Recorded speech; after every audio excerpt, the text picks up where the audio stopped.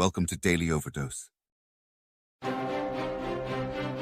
Many people ask, why do you rise? And I tell them, this is why I rise. I rise for those that paved the way before me and gave me belief in the power. If you see me as a giant, it is only because I am standing on their shoulders. I rise because it is my will, my passion, my burning desire, and I cannot stand still. I rise because I know that I have a legacy to fulfill. I rise because this is my journey, not just a destination. I rise because I am the creation. I rise because every second, every minute, every hour, every day, every week, every month, every year that goes by brings me closer to fulfilling my ultimate obligation. I rise because I lead an army of kings and queens. And this is the dawning of a new day. I rise because we are many like grains of sand. I rise before I lead. But first, I must pave the way. I rise because if anyone can do it, I know I can. I rise because people like Martin, Malcolm, Marcus Garvey, their life for the struggle. I rise because people like Rosa, Oprah, Harriet, and Coretta stood tall in the face of adversity. I rise because I have a dream. I rise because I will see that dream fulfilled by any means necessary. I rise because I know that none but ourselves can free our minds from mental slavery. This is why I rise. Why do you rise?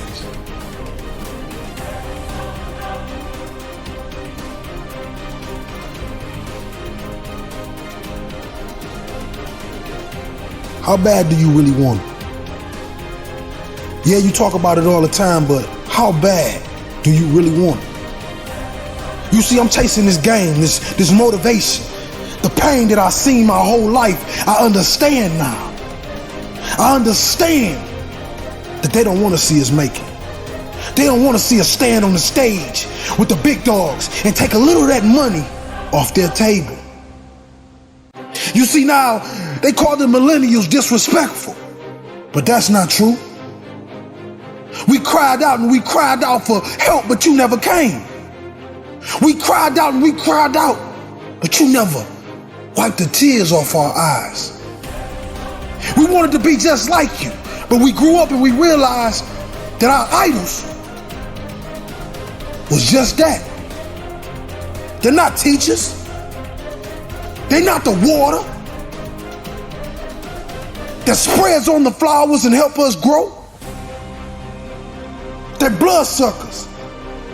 They watch us and they look at us like we're dumb, young, and we'll never be anything. But I'm here to tell you that changes. That changes. And that idol become rivals.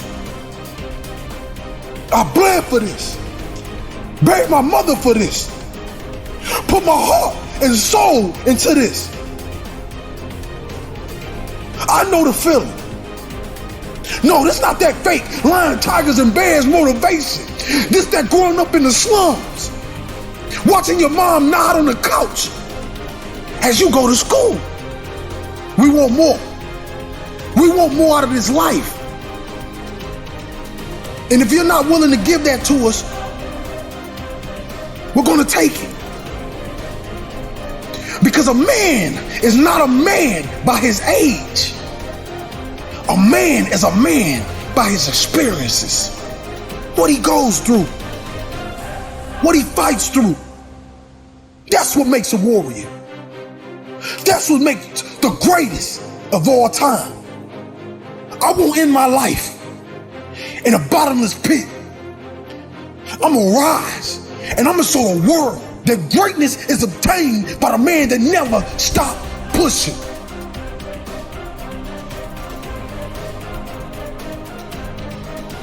Never stop chasing. Yeah, they tell us to have patience, but what's patience when your stomach is growling? What's patience when the bills is due? What's patience when the family that looks up to you and believes in you starts to doubt you? You see, this is a new motivation. This is real motivation. I do this for those kids that bury their mothers before they become a man or woman. I do this for that child that was taken from his household and put in a foster system. And that's where he had to learn how to be a man. You see, this life is not daisies and roses. This life is hard. But if it wasn't hard, why do we exist? What challenges will we have? You know, some individuals like it easy. They like it put on a pedestal for them. But some of us gotta grind. We gotta dig. We gotta make it happen for ourselves. You see, no, we never did it for the money. We did it to stop the blood. We did it to stop the pain. We did it to turn the showers into sunshine. We won't stop until our family no longer struggles. We won't stop until we're number one. So when you ask the world, who is William Hollis? They're gonna tell you. He represents the blood that was spilt in those project buildings. He represents those kids that buried their mother too soon. He represents the underdog. The ones that was ignored, but was so gifted that they kicked the door down. What to do when right goes wrong? Is there any justifiable reason for my heart being broken? Is there any purpose in my pain? Can you make sense out of my sadness? Or did I just go through all of that for nothing? It's about the obstacles. It's about the challenges. It's about the pain that you endure along the way. Stand on the platform, but when that happens, your mind has to immediately shift back, because now you felt and tasted something that you could only get through winning. Are you willing to do it again? If you're willing to suffer, and I mean suffer, your brain and your body, once connected together, can do anything. You have to do the process. The process is non-emotional. It's just, you have to do it. It's about the grind. Do you have the courage to think? Because if you can think, you can change. You can move, you can evolve, you can grow, you can become. You are one idea away. Your credit is not a problem. Your car is not a problem. Your situation is not a problem. Your thoughts are the problem. As a man thinketh in his heart, so is he. Everything starts in the thoughts you think. You are no better than the thoughts you think. If you think little, you go little. If you think weak, you go weak. What I need you to do is I need you to find a reason to keep going. And if you can find a reason to keep going, I know you're strong enough. Every human has what it takes to get past whatever they're going through if they decide to. If you want to level up your character, then you need to get out here and do it. That's the game. Go look in the mirror right now. Humble yourself. Stop sitting there with the ego. Realize you ain't shit. You need to be around brave men. You need to be paying attention. Listen to the truth. I wasn't born this way. I absolutely not really made myself this way. And any single one of you men out here can do the same thing.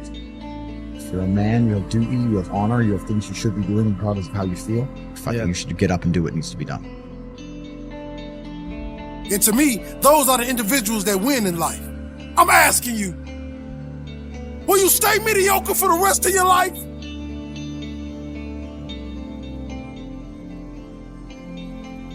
Success happens to you not because you desire it, because you earn it. Everybody desires it. It comes only if you're capable of it. You know, we say in yoga, if you keep one eye on the goal, you have only one eye to find your way. That's not a good way to play a game. It's better both your eyes are on the game. The winning the cup and the accolades are things which happen because we play a game well. It's not because we want them, it'll happen. Because we play well, it happens. So it's always best that we keep our eyes, our body, our mind, everything focused on just one thing. That is when a human being functions at his maximum efficiency. If everything is focused in one way, your body, your energy, your mind, everything is organized in just one direction. A person who's going in one direction will go somewhere.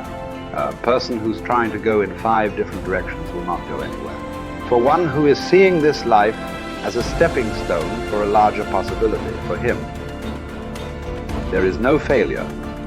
For one who is looking at the simple events of this life itself as the goal of life, for him, there is failure and success. If you are just seeing this life as a stepping stone for a larger possibility, if you have a good deal, you use that for your well-being. If you have a bad deal, you use that for your well-being. The economy was on the boom when every fool could be successful. When the economy is on the boom, everybody gets carried, isn't it? Now there has been a meltdown. Now it takes something else to be successful. It doesn't matter what the hell happens with your life. If you are seeing this life only as a stepping stone for a larger possibility, then whatever the situation, it is beautiful and very useful. So various situations in your life, either you can use it to make yourself stronger and better, or you can sit and cry. This is the choice you have. Everything. It doesn't matter what happens. The most horrific event happened in your life that also can be used for your growth and your well-being. So the fear of failure. Failure is bad enough. Fear is adding spice to it, isn't it? I'll give you a formula. If you want to know what makes people happy at the most basic level, when your life conditions match your blueprint, when your life conditions are what you're expecting, not your ultimate dream, but when you meet your basic expectations, you're happy. If your life conditions are better than you expected, you're over the moon. If your life conditions don't match your blueprint, your expectations, you have pain. If your life conditions don't match your blueprint and you believe I'm unable to change it, it's something wrong with me, or it's a permanent problem, or it's pervasive, or it's personal, you get into learned helplessness, then you're going to suffer. And so nothing is permanent, not even the body is permanent. Certainly no problem is permanent. Your soul might be the only thing that might be permanent, right? So it's really helping people to understand that when the life conditions change, your blueprint has to change with it. Either if you're not happy, you either have to change your life or change your blueprint, your expectations. Usually it requires a combination of those two. So often what you say people is slighting is their life conditions changed, and then what they were doing wasn't enough to make them feel the way they wanted to feel, and so then they adapted to an old style of coping. They went back to smoking or drinking or eating or yelling at people or whatever the pattern may be. But that's because they didn't continue to grow. And so that's why it's not a static thing with me. I teach people not just, okay, you're going to make these changes in your values. It's like, you got to look as your life conditions change. You're going to make that happen. As you hit different stages of life, you're going to have to make those decisions. And everybody wants their life to be better, but no one wants to change, right? So we have to keep changing as the life conditions change. We got to update our blueprint, our values, our beliefs, our rules about how to play the game. And we have to update our behaviors to adapt to where the environment is. If you don't do that, you're in trouble. There are many people during COVID who it was the most horrific experience. There are many people that learned to use COVID, not let COVID use them. They grew their businesses, they expanded their mind, they shifted their emotions. They did things they never would have done. Other people gained 20 pounds, right? So it's all a matter of, do you adapt to the life conditions? And do you learn how to learn? Because this isn't a one-time thing. Oh, I did this thing. I went and worked out for a weekend. Now I'm pumped. Well, great. How long is that going to last? You're going to have to continue to use that and have a daily practice. Otherwise, you, of course, go back. And that's the biggest missing thing. I teach people daily practices that can take what they've learned and make it ongoing in their life, as opposed to, wow, I had this great weekend. The big question is, are we letting ourselves become what we wish to become? In this most important subject of association, here are some actions you may want to take. First, disassociation. You may, after a study of those 3 questions, who am I around, what are they doing to me, and is that okay, you may come to the serious conclusion that there are some people you just have to break away from.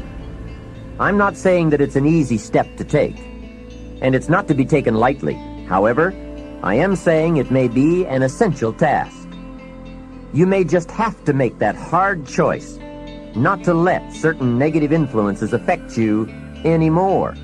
Remember, it could be a choice that saves the quality of your life. The second action you may want to take is limited association. It could well be that you are spending too much time in a certain area of your life with a certain group of people. It's easy to put time and effort in the wrong place. The guy spends 3 hours at the ball game and 30 minutes listening to the sermon. See, that's called out of balance. 30 minutes for spirituality, 3 hours for entertainment. That doesn't weigh well 5 years from now, 10 years from now, when you take a look at the sum total of your values in your life. Here's one of the easy ways to end up with a mediocre average life: spending major time on minor things. Sophisticated people learn to weigh everything before they spend time or money. You've got to weigh before you pay. Whether you're going to spend heavy time or light time, you've just got to weigh. Otherwise, if you're not careful, you can get trapped into spending heavyweight time with lightweight people. Now, it's okay to have casual friends as long as you give them casual time, not serious time. Spend major time with major influence and minor time with minor influence. It's so easy to do just the opposite, but don't let it be said that you fell into that trap. So maybe all you need to do to change some of the influences in your life is not to eliminate them, but merely limit them. Say, I have a good time with these people, but I'm not going to spend days and days with them anymore. I'm just going to cut that down and save some of that time for more major people and more major enterprises. Remember, it's your life. You can spend your time with whomever you want and whenever you want. But you didn't invest in this program for me to kid you. Take a look at your priorities and your values. We have so little time at our disposal. Wouldn't it make sense to invest it wisely? If you have only $100 in your pocket, it's okay to spend $20 for fun and put $80 toward your important values and commitments. But would you be happy reversing those percentages? Better to put the majority of your money where you know it will get you a positive return, rather than put it where the taste is brief and the results are poor. Of course, you must be the judge. You must determine whether the situation and the people call for disassociation or limited association. But remember, if it isn't taking you where you want to be 5 years from now, 10 years from now, now is the time to fix it.